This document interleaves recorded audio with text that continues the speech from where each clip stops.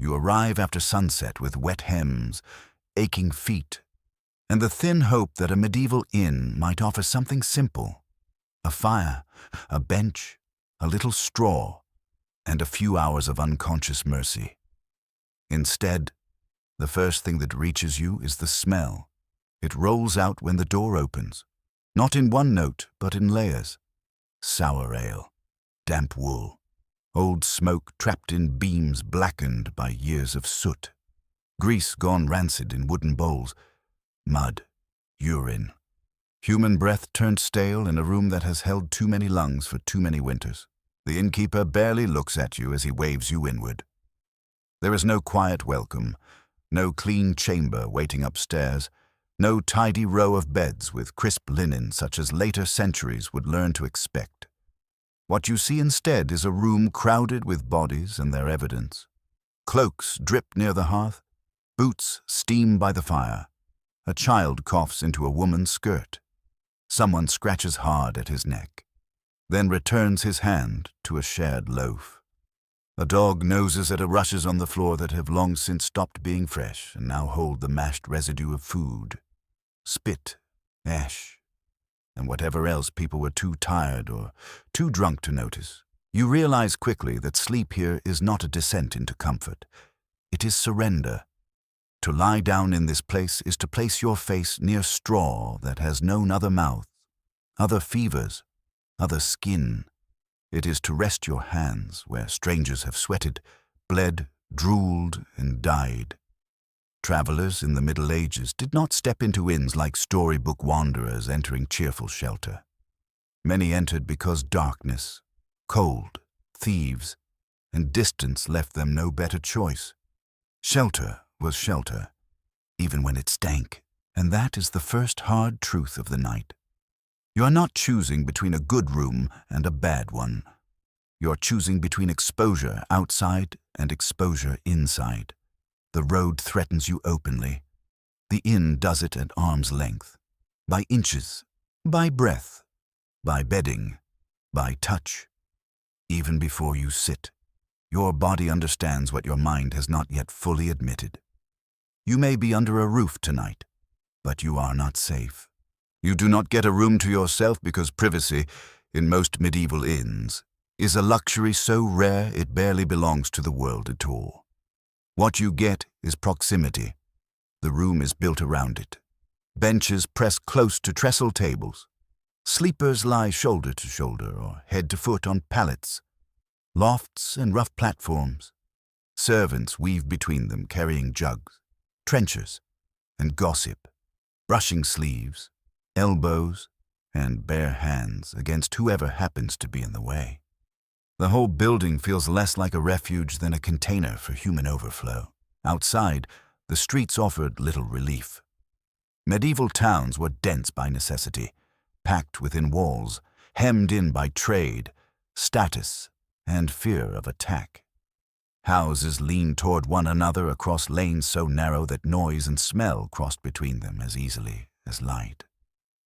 Workshops opened directly onto the street. Animals passed where people walked. Refuse collected where drainage failed. Even if you had wished to keep your distance from strangers, daily life was constructed to defeat the idea. Water had to be drawn. Bread had to be bought. Firewood had to be hauled. Goods had to be touched before they could be sold. Coin passed from palm to palm, sticky with sweat, grease, and whatever else clung to the hand that earned it. An inn gathers all of that traffic and compresses it. Merchants arrive with sacks and fleas from one town. Pilgrims come with mud from another. Carters carry the smell of horse, leather, and road dust. Laborers bring hands split open from work and blackened with dirt. A man may sit beside you after unloading hides, another after tending swine, another after burying someone in haste outside the parish wall. None announces what clings to his clothes. No sign hangs above his head explaining what he touched that morning. You cannot simply step away from this life because travel itself depends on shared systems. Roads are dangerous at night. Private homes are not open to every passing stranger. Monasteries may offer aid in some places, but not to all, and not forever. An inn survives by squeezing use from limited space, limited food, limited fuel, and limited patience. If you object to the crowd does not thin. It closes around you. The deeper truth is economic. Most people in this world cannot afford caution. The servant girl still carries cups because she must eat. The baker still sells loaves because his oven cannot wait for fear to pass. The teamster still unloads grain because delay means loss. People keep lifting, buying, wiping, pouring, sleeping, and working because survival is physical, immediate, and expensive. Isolation sounds wise only if you possess the money, land, or servants to make it possible. Most do not. Most live by contact. They handle the world because the world refuses to hand them anything cleanly. So you sit among them, one more body in the press. The inn is not crowded by accident. It is crowded because medieval life leaves almost no other way to exist. By the time food reaches you, hunger has already done part of the inn's work. It has lowered your standards. A medieval meal does not need to look inviting to be eaten. It only needs to be warm, available, and cheaper than starving. The servant sets down coarse bread with a crust hard enough to scrape your gums, a pottage of peas or onions gone soft in a soot-darkened pot, and perhaps a scrap of salted meat if the house is doing well or the animal was not too far gone when it met the knife. Everything smells of smoke because nearly everything has lived above it. You tear the loaf with fingers that have touched the bench, the table edge, the latch, your own damp cloak, and the coins you handed over. Others have done the same. Bread in this world is not wrapped, protected, or portioned with modern fuss. It is stored in baskets, stacked on boards, handled by bakers, carriers, sellers, and buyers who do not pause to wash between each task.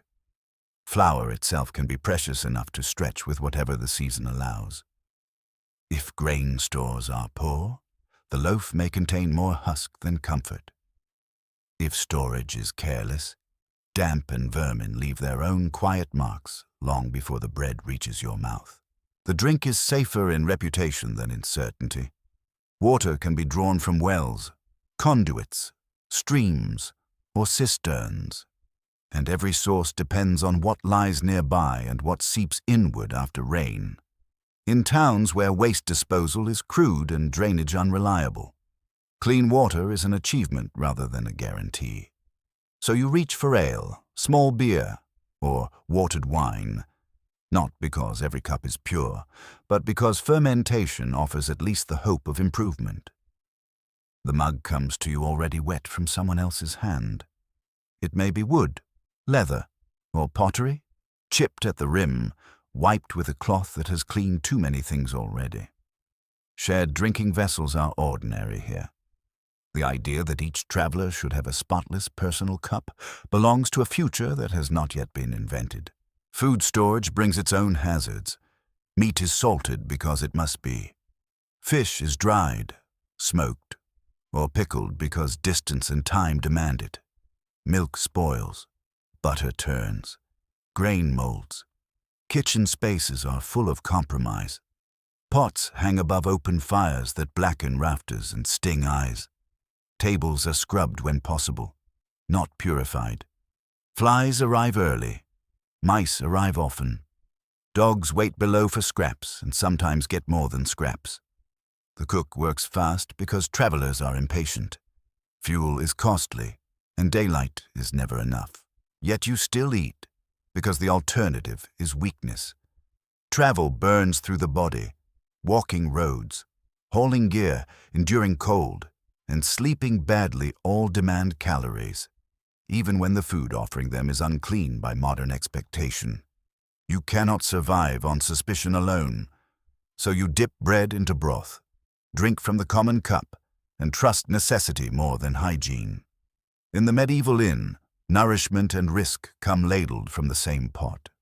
To live, you must keep taking both. Once the bowls are cleared and the light begins to flatten into smoky amber, People turned toward protection, not real protection as you would define it, with controlled sanitation, tested medicine, and clear knowledge of infection.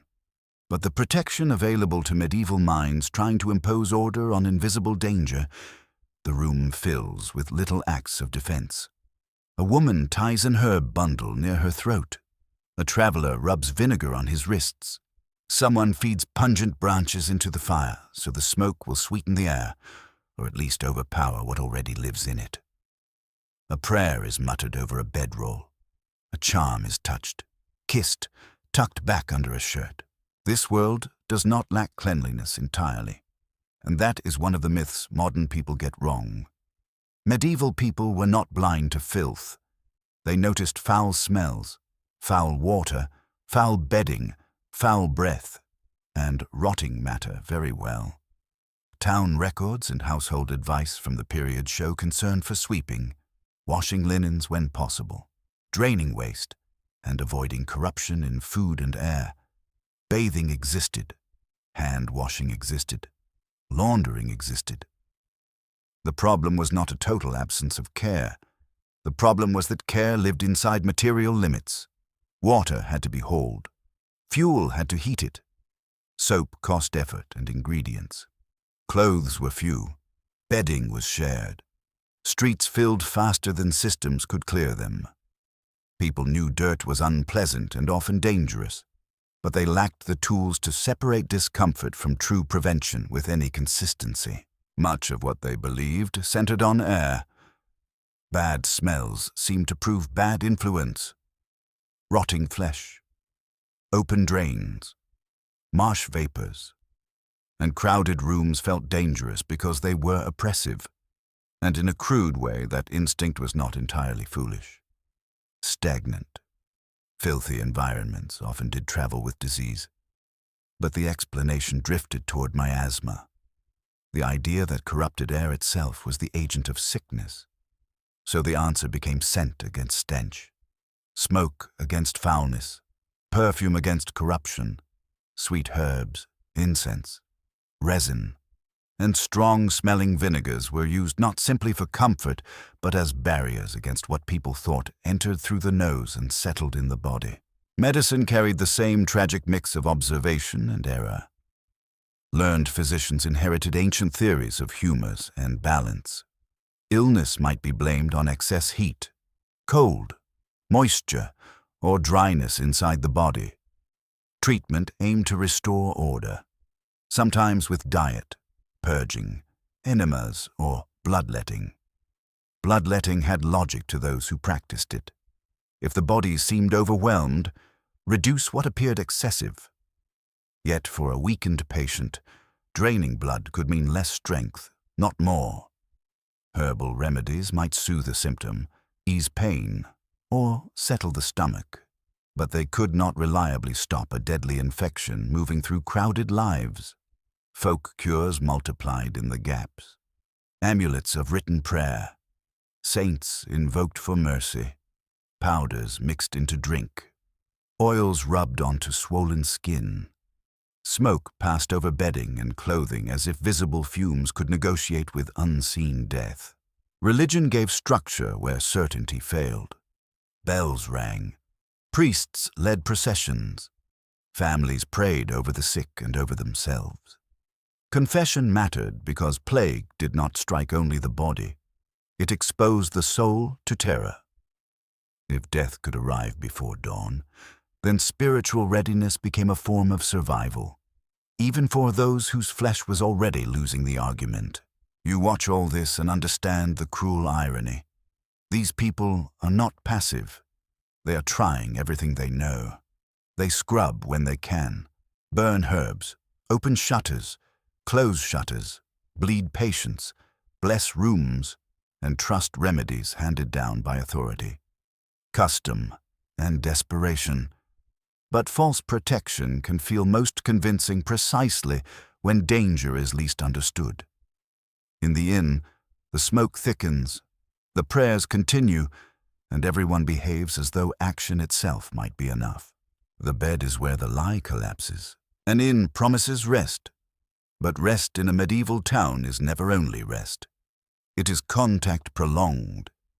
The mattress is a sack of straw, sometimes mixed with chaff, wool scraps, or whatever filling could be gathered cheaply and replaced infrequently. The blanket is rough and carries the sour warmth of previous bodies. The pillow, if there is one, feels lumpy and smells faintly of old scalp, stale breath, and fabric that has absorbed more human life than any cloth should. You lie down and realize that the danger in such a place does not always rush at you dramatically. Sometimes it waits in the seams. This is how death becomes ordinary enough to miss its own entrance. A flea does not announce catastrophe. It bites. A louse does not sound a bell. It crawls. Vermin thrive where people, animals, cloth, and crumbs meet in close quarters. Medieval inns are ideal for that meeting. Travelers arrive with garments seldom washed on the road, with cloaks folded onto benches, with blankets rolled from one town to another, with packs that have rested in barns, carts, ships, and other beds. Rodents need little encouragement to live alongside such traffic. Their fleas need less. The inn is not merely dirty. It is connected. That is what makes it dangerous. The plague moves through those connections with terrifying indifference. Modern scholarship remains careful about exact balances of transmission in every outbreak and every setting. Bubonic plague is strongly associated with the bacterium carried by fleas, often linked to rodents. In some circumstances, infection may also have spread through human ectoparasites, such as lice or fleas living in clothing and bedding. Pneumonic forms could pass more directly from person to person through respiratory droplets under the right conditions, especially in close, unventilated spaces. Medieval people did not know any of this in microbial terms. What they knew was that sickness seemed to leap where bodies crowded, where goods traveled, where households shared, where bedding was reused, where one death was followed by another before grief had even settled. That uncertainty feeds fear because the rules are impossible to see.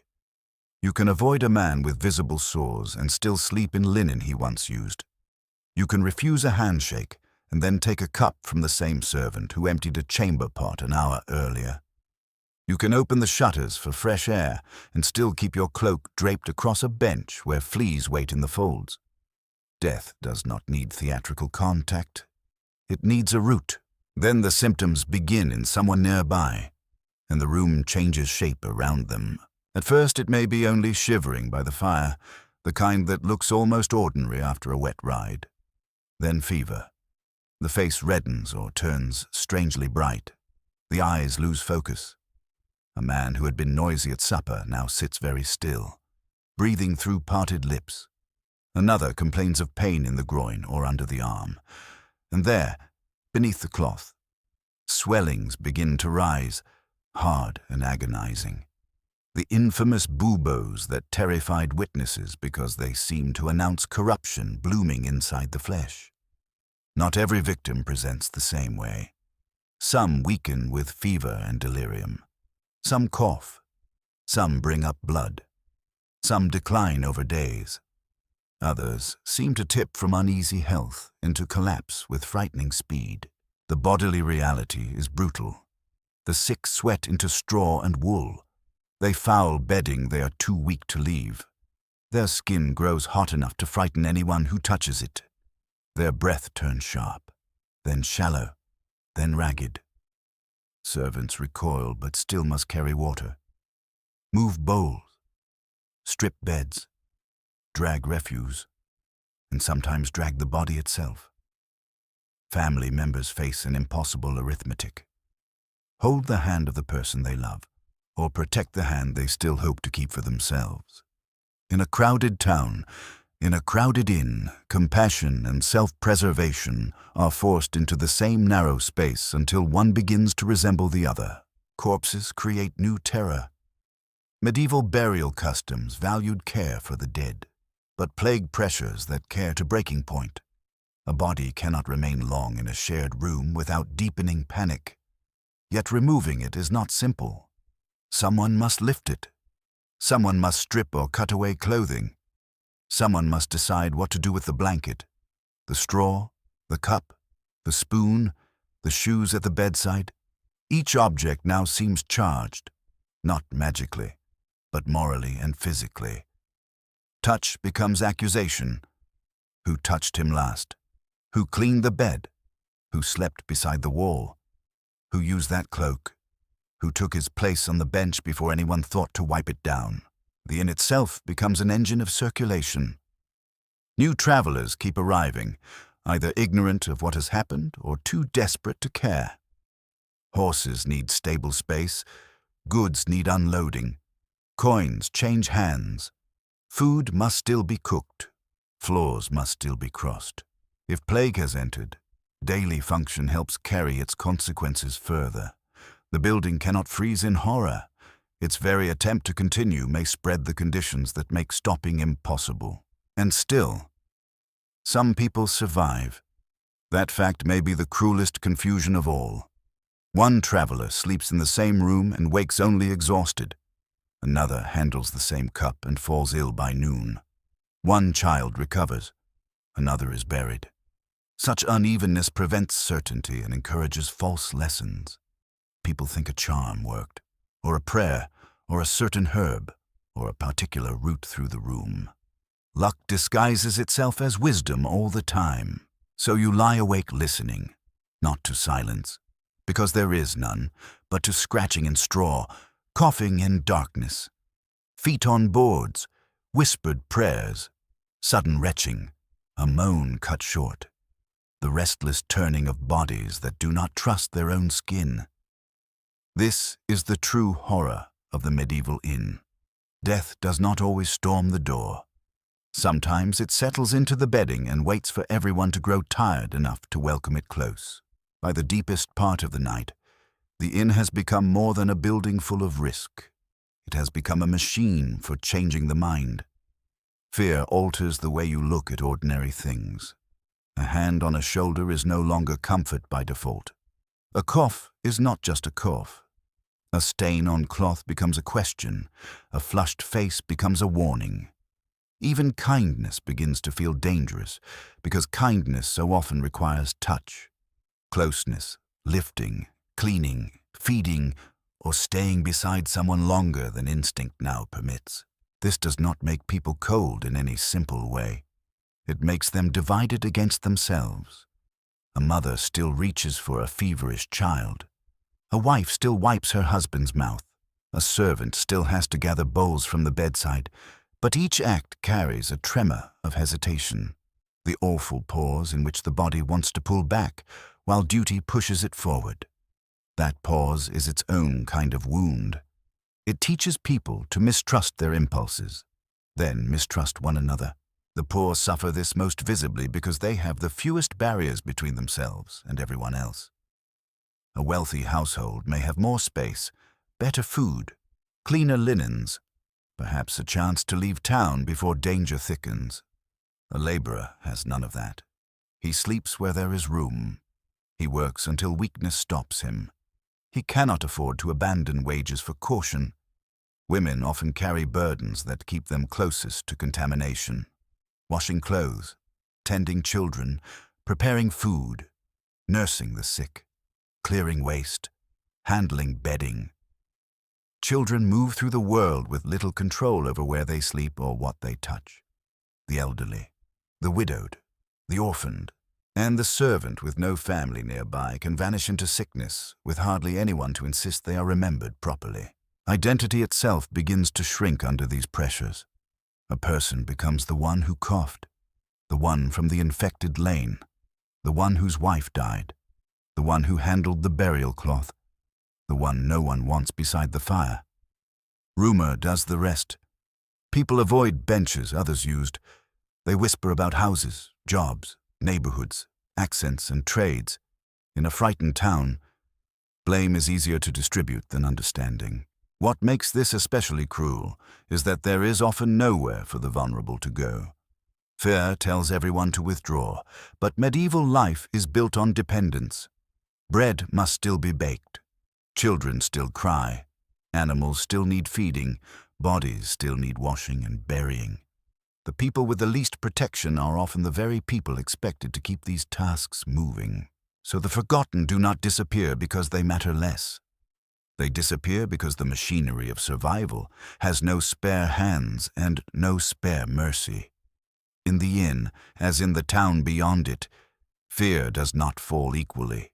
It settles hardest on those already forced to live closest to need. Morning arrives without triumph.